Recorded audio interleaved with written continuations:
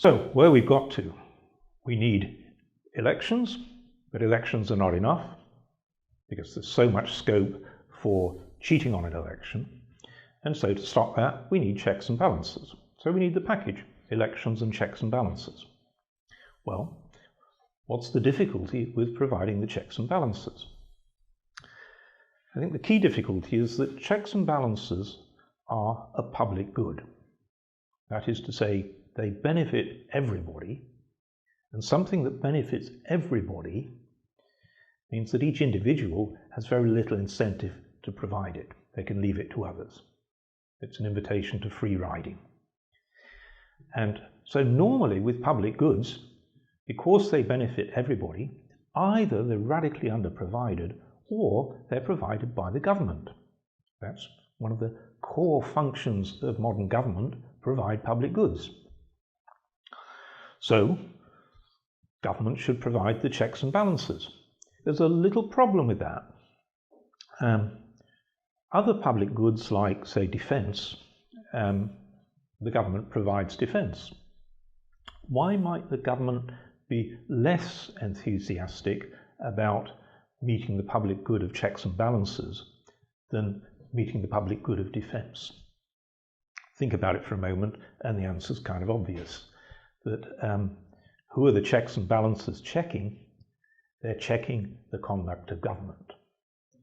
And so government has much less interest in providing the public good of building restraints on government than it has on building the public good such as defence, which defends the government as well as the individual people. So this is a special class of public goods which the government doesn't have an incentive to provide. Indeed, it's actually got an incentive not to provide. So what's the solution to that?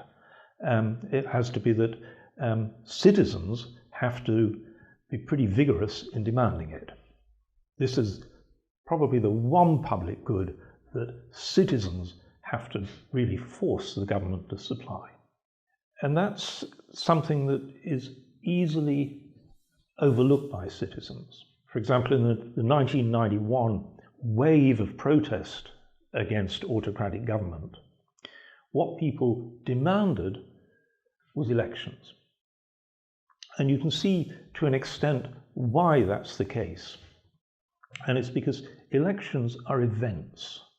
And it's very easy for people to monitor that.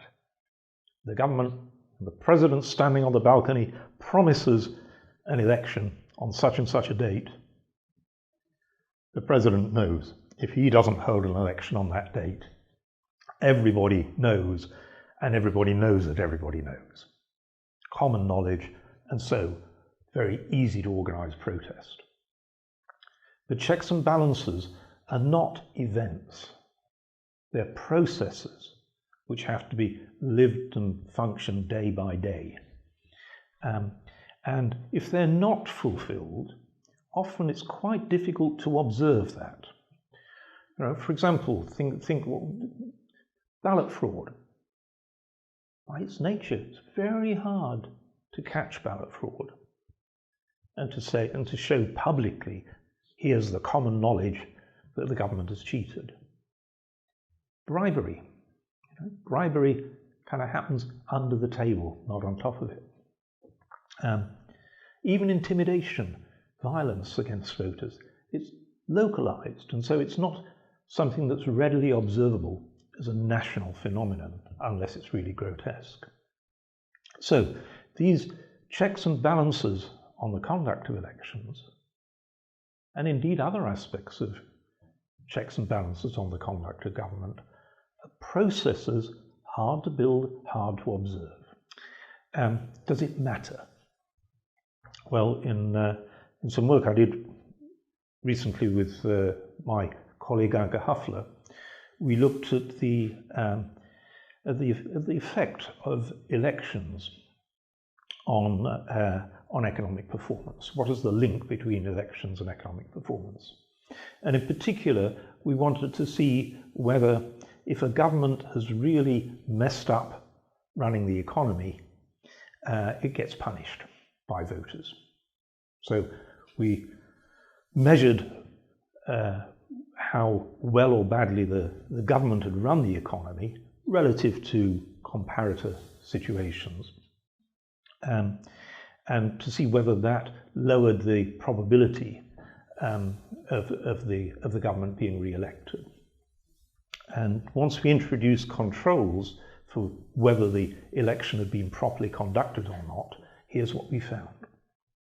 As long as the election had been properly conducted, then governments which messed up the economy had a higher probability of losing. And that obviously gives a government an incentive to run the economy well. Sometimes they may not know how to do it, but they'll at least try. But about 30% of elections globally were badly conducted. There was credible evidence of significant interference in the election process, such that the result cast in doubt. And in that 30% of cases, there was no link whatsoever between how well the government managed the economy and their probability of staying in power. And so why this matters is a badly conducted election severs the incentive of the government to conduct economic management properly.